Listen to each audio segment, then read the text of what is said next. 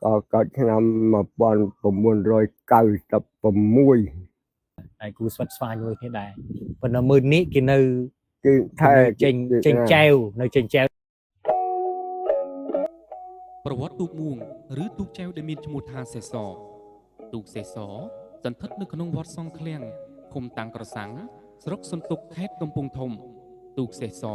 ចាប់កសាងនៅក្នុងឆ្នាំ1996ដោយកាលនោះលោកតារស់សុនបានដឹកនាំជាងមួយក្រុមចូលក្នុងព្រៃដើម្បីស្វែងរកឈើយកមកធ្វើទូកដំណើរការនៃការស្វែងរកឈើនៅក្នុងព្រៃក្រុមជាងក៏បានប្រទះឃើញដើមពពាលមួយដើមដ៏ធំសមល្មមដែលអាចយកមកធ្វើទូកបានហើយក៏សម្រេចចិត្តជ្រើសរើសយកដើមពពាលយកមកធ្វើទូកបន្ទាប់មកក៏ចាប់ផ្ដើមក្នុងការកាប់លងសាច់មៀតនៅក្នុងព្រៃរួចមកក៏បន្តដឹកយកឈើ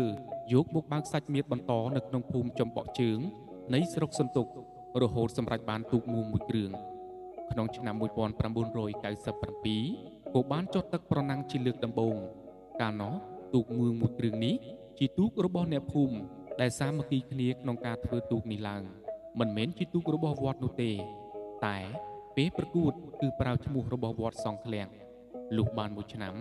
អ្នកភូមិក៏សម្រេចនាំគ្នាប្រគេនទូកមួយគ្រឿងនេះជូនទៅដល់វត្តនៅក្នុងសម័យព្រះគ្រូចៅអធិការអុកផលហើយដាក់ឈ្មោះថាសេសទូកសេសមានចំណុះជើងចែវ28ជើងចែវ